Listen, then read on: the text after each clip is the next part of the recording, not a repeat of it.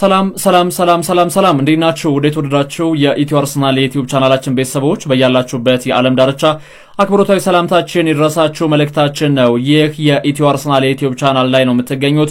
ሐሳብ አስተያየቶቻችሁን ያካፈላችሁን አብራችሁ እንድትቆዩ እየጋበዝን ለዕለተ ረቡዕ አመሻሽ ወደ እናንተ ለማድረስ የመረጥናቸውን አጫጭር አርሰናላዊ ጉዳዮችን ከዚህ እንደሚከተለው ማስደመጣችንን አህዱ ብለን የምንጀምር ይሆናል። በቀዳሚነት ወደ ምናነሳቸው ዝርዝር የዝውውር ዜናዎቻችን ከማምራታችን አስቀድሞ እናንተ ግን የሰብስክራይብ በተኑ መጫናችሁ እንዳትዘነጉ እያለን በቀጥታ ወደ ዝውውር ነክ ጉዳዮቻችን እናምራለን። ማርካ የተሰኘው የዜና አውታር ይዞት የወጣው መረጃ እንደሚያመላክተው ከሆነ ሪያል ማድሪድ የኒኮ ዊሊያምስ ፈላጊ ሆኖ በቅ ብሏል። ኒኮ ዊሊያምስን ለማስፈረም አርሰናል ከቀዳሚ ፈላጊ ክለቦች መካከል አንደኛው እንደሆነ ይታወቃል። ታዲያ የሰሜን ለንደኑ ክለብ አርሰናል ኒኮ ዊሊያምስን ወደ ቡድን ስብስቡ ለመቀላቀል በሚያደርገው እንቅስቃሴ ጠንካራ ከሚባል ፉክክሮችን ያሳያሉ ተብሎ ከታሰቡ ቡድኖች መካከል አንደኛው ሪያል ማድሪድ ነው። ሪያል ማድሪድ ተጫዋቹ ወደ ቡድን ስብስቡ ለመቀላቀል በሚያደርገው እንቅስቃሴ አሁን ላይ የተጫዋቹን ውል ማፍረሻ ለመክፈል ፍላጎት እንዳሳዩም ነው ከወደ ሀገረ ስፔን እየወጡ የሚገኙ ዘገባዎችም የሚያመላክቱት። ታዲያ እንደ ማርካ ዘገባ ከሆነ ሪያል ማድሪድ ተጫዋቹን ውል ማፍረሻ መክፈል የሚፈልገው በክረምት የዝውውር መስኮት ምናልባትም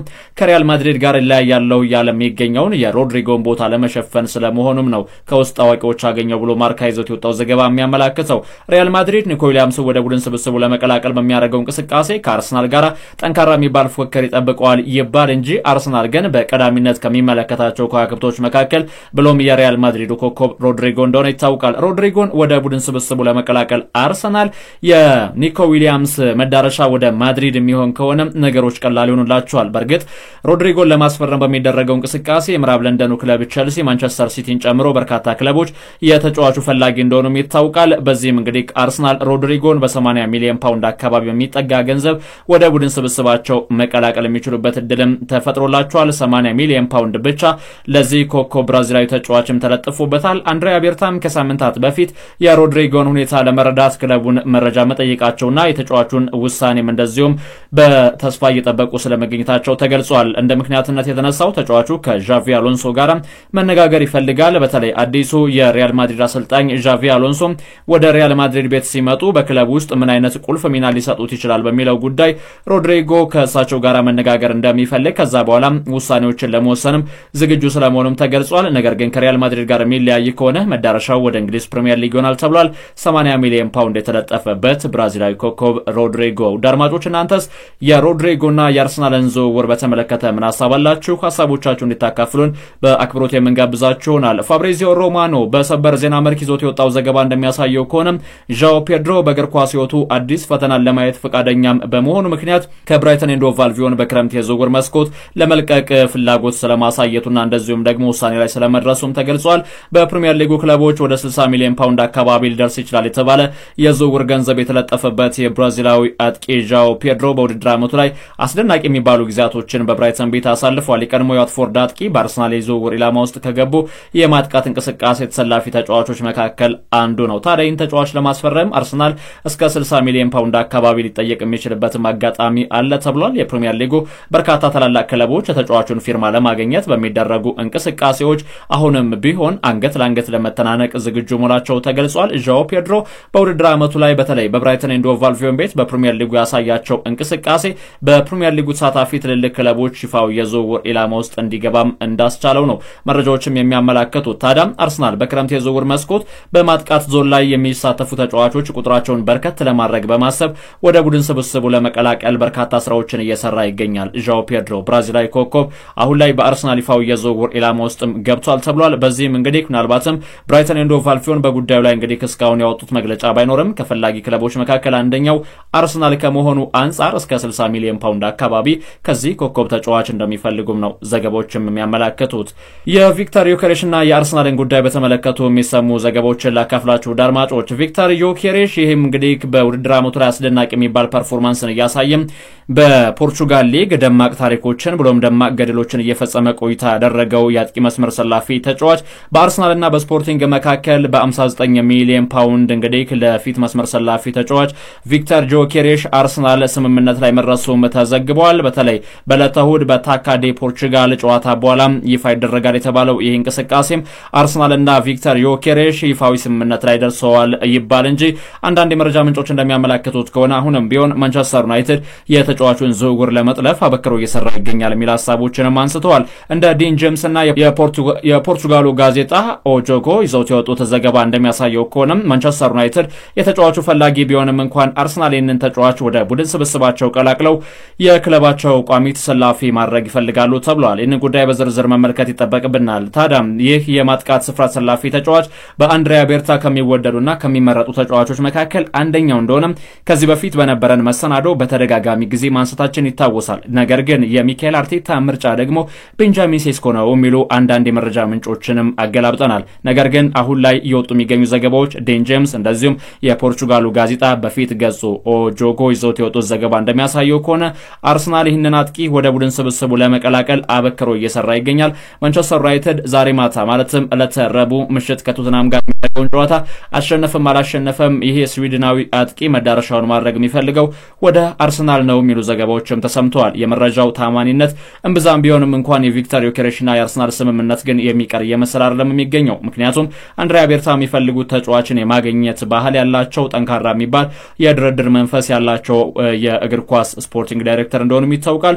በዚህም እንግዲህ በቀጣይ ቀናቶች በሁለቱ አካላቶች መካከል ማለትም በቪክተር ጆኬሬሽና በአርሰናል ተወካዮች አማካኝነት የድርድር እንቅስቃሴዎች የሚከናወናሉ። በአርሰናልና በቪክተር ዮኬሬሽ መካከል የሚደረጉ ድርድሮች ከተጠናቀቁ በኋላ በእርግጥም የአርሰናል እግር ኳስ ክለብን በይፋ እንደሚቀላቀል እየተነገረለት ይገኛል። መረጃው እንደ መረጃ ወደ እናንተ አደረስኩኝ። እሺ ወደ ሌላኛው መረጃችን ልውሰዳችሁ። ሊቨርፑል የቤንጃሚን ሴስኮ ፈላጊ ሆኖ ብቅ ስለማለቱም ተገልጿል። በአርሰናል የዝውውር ኢላማ ውስጥ የሚገኘው ይህ ስሎቫኒያዊ አጥቂ ቤንጃሚን ሴስኮን ለማስፈረም አሁን ላይ ፈላጊዎቹ በርከት ብለውም ስለመሰማታቸው ነው ዘገባዎችም የሚያመላክቱት። ድምጻቸው ከፍ ብሏል። የፈላጊ ክለቦች ቁጥራቸውም እንደዚሁ ጨምሯል የሚሉ ዘገባዎችም ተሰምተዋል። ቤንጃሚን ሴስኮን ለማስፈረም በሚደረገው እንቅስቃሴ እንግዲህ ከእንግሊዝ ቸልሲን ጨምሮ በርካታ ክለቦች ፈላጊዎች ነበሩ። ሊቨርፑል አሁን ላይ በአዲስ መልክ እንግዲህ የቤንጃሚን ሴስኮን ፊርማ ለማግኘት ፈላጊ ሆነው ብቅ ብለዋል። በተለይ እንደ ምክንያትነት የተነሳው እንግዲህ ከዳርዊን ኑኔዝ ጋር ለመለየት ጫፍ ላይ የደረሱት ሊቨርፑላውያን የቤንጃሚን ሴስኮን ኮንትራት በክለብ ውስጥ ማስፈረም ይፈልጋሉ። ከዛ በኋላ በቡድናዊ ስብስባቸው ይህንን አስደናቂ 21 ዓመት አጥቂ መቀላቀል ይፈልጋሉ የሚሉ ዘገባዎችም በሰፊው የተሰሙ ነው የሚገኘው። ሊቨርፑል የቤንጃሚን ሴስኮ ፈላጊ ሆነው ብቅ በል እንጂ አርሰናል አሁንም ቢሆን ከቤንጃሚን ሴስኮና ከቪክተር ዮኬሬሽን አንዳቸውን ወደ ቡድን ስብስቡ ለመቀላቀል ከምንጊዜውም በላይ ሰፊ ርቀቶችን እየተጓዘ እንደሚገኝ ተገልጿል። ቤንጃሚን ሴስኮን ለማስፈረም በሚደረገው እንቅስቃሴ ሊቨርፑል ወደ ፍክክር ገብቷል። ቪክተር ዮኬሬሽን ለማስፈረም በሚደረገው እንቅስቃሴ ማንቸስተር ዩናይትድ ወደ ፍክክር ገብቷል። ስለዚህ ከሁለቱ የእንግሊዝ ክለቦች ሊቨርፑልና ማንቸስተር ዩናይትድ ጋር የአርሰናል እግር ኳስ ክለብ ለአስጨራሽ የሚባል ፉክክሮችን ያደርጋል ተብሎ የሚጠበቅ ነው የሚገኘው። ከዚህ ጋር ተያይዞ እንግዲህ ቤንጃሚን ሴስኮን የሚካኤል አርቴታ ተቀዳሚ ምርጫና ተቀዳሚ ኢላማ ከሆኑ ተጫዋቾች መካከል አንደኛው እንደሆነም ይታወቃል። ይህንን ስሎቫኒያዊ አጥቂ ወደ ቡድን ስብስባቸው አርኔ ስሎት መቀላቀል ይፈልጋሉ ይባል እንጂ አርሰናል አሁንም ቢሆን የተጫዋቹን እንቅስቃሴ በአጽንኦት የተመለከቱት ይገኛሉ። ቻርሊ ዌትስ ይዞት የወጣው ዘገባ እንደሚያሳየው ከሆነም በሰሙን ቀን በተለይ አርሰናል በኤምሬትስ ከኒውካስትል ዩናይትድ ጋር የጨዋታ እንቅስቃሴውን አድርጎ አሸንፎ በወጣበት የጨዋታ እንቅስቃሴ ከሜዳ ደጋፊዎችን የተሰናበተው ቶማስ ፓርቲን በተመለከተ ዘገባዎችም ወጥተዋል። ቶማስ ፓርቲ በአርሰናል ቤት አሁንም ቢሆን የኮንትራት ድርድሮች ተጠናክረው ቀጥለዋል። ሁለቱም ወገኖች በክረምት የዝውውር መስኮት ግልጽነት እንዲኖራቸውና በተለይም በክለቡ ቶማስ ፓርቲ ይቆያል አይቆይም በሚለው ጉዳይ አስቀድመው ውሳኔዎችን እንዳሳለፉ የተጫዋቹ ወኪል ይፈልጋል የሚሉ ዘገባዎችም ተሰምተዋል። ነገር ግን ቶማስ ፓርቲ ብቻ ሳይሆን ሚኬል አርቴታም ቢሆን የቶማስ ፓርቲን ኮንትራት በአርሰናል ቤት እጅግ በጣም ረዘም ላሉ ጊዜያቶች መመልከትና በበርካታ ጊዜያቶችም ማለትም እስከ 2 ዓመታት በሚቆዩ ኮንትራት በኤምሬትስ የውል ቆይታው እንዲራዘምለት ሚኬል አርቴታ ይፈልጋል ተብሏል። ቶማስ ፓርቲ በአርሰናል በመከላከል ዞኑ በተለይም ለዴክላን ራይስ ነጻነትን በመስጠት የሚታማ ተጫዋች እንዳልሆነ ይታወቃል። እጅግ በጣም ጥራቱን የጠበቀና ከፍ ያለ ተጫዋች እንደሆነ ተገልጿል። ነገር ግን አሁንም ቢሆን አትሌቲኮ ማድሪድና የባርሴሎና እግር ኳስ ክለብ የተጫዋቹን ፊርማ ለማግኘት ተጫዋቹን በወኪሉ አማካኝነት ድርድሮችን እያደረጉ ስለመገኘታቸውም ነው ዘገባዎችም የሚያመላክተው። በቀጣይ በክረምት የዝውውር መስኮት ሰኔ 30 ላይ ኮንትራቱ የሚጠናቀቀው ቶማስ ፓርቴ ከኮንትራቱ መጠናቀቅ አስቀድሞ እንግዲህ በአርሰናል ቤት የሚያቆየውን ኮንትራት ያራዝማል ተብሎ በብዙ መልኩ በጉጉት ይተጠበቀ ይገኛል። ስለዚህ ጉዳይ ምን ትላላችሁ? አድማጮች ሐሳቦቻችሁን እንድታካፍሉን እንጋብዛችኋለን። ቶማስ ፓርቴ በአርሰናል ቤት አይነኬ ከሚባሉ የአማካኝ ስፍራ ሰላፊ ተጫዋቾች መካከል ይህ ጋናዊ ኮከብ አንደኛው ነው። ነገር ግን በኤምሬትስ ሰማይ ስር እየተሰሙ የሚገኙ ዘገባዎች እንደሚያሳዩት ከሆነ የኮንትራት ማራዘሚያ ጥያቄ ይቅረብለት እንጂ እስካሁን ተጫዋቹም ወይም ደግሞ አርሰናልም ይፋ ያደረጉት ነገር የለም ተብሏል። ቻርሊ ዋትስ አርሰናል በድርድር እንቅስቃሴው ስለመገኘቱ የዘገበበትን መረጃ ወደ እናንተ አደረስን። የእንግሊዝ ፕሪሚየር ሊግ የደጋፊዎች ዓመቱ ምርጥ ተጫዋቾች እጩዎችም ይፋ ተደርገዋል። ከነዚህ መካከል አርሰናል 5 ተጫዋቾችን በእጩነትም አቅርቧል። ዴቪድ ራያ አስደናቂው ግብ ጠባቂ በውድድር ዓመቱ ላይ እስካሁን በተደረጉ ጨዋታዎች እንግዲህ ክሊንሺቶችን በመጠበቅ በፕሪሚየር ሊጉ ተቀዳሚ ከሚባለው ከማትሴልስ ጋር እኩል 13 ክሊንሺቶችን ጠብቀው መውጣት ችሏል። በመጨረሻ ሳምንት የጨዋታ እንቅስቃሴ አርሰናል ከሳውዛምፕተን ጋር በሚያደርጉት ጨዋታ ጎል የማያስተናግድ ከሆነ ስፔናዊ ተወርዋሪ የአርሰናሉ ግብ ጠባቂ ዴቪድ ራያ የውድድር ዓመቱን የጎልደን ግሎቭ ማሸነፉም የሚቀር አይደለም። ለተከታታይ 2 ዓመታት የፕሪሚየር ሊጉ የወርቅ ጓንትን ለማሸነፍ ተቀዳሚው ተጫዋችም ስለመሆኑ ዘገባዎችም አመላክተዋል። ነገር ግን የማትሴልስ እንቅስቃሴ በውድድር ዓመቱ የሚዘነጋ አይደለም። ነገር ግን ኖቲንጋም ፎረስት በውድድር ዓመቱ መጨረሻ ማለትም በ38ኛ ሳምንት የፕሪሚየር ሊግ ጨዋታ ከቼልሲ ጋር ይገናኛሉ። ዴቪድ ራያ በእጩነት ቀርቧል።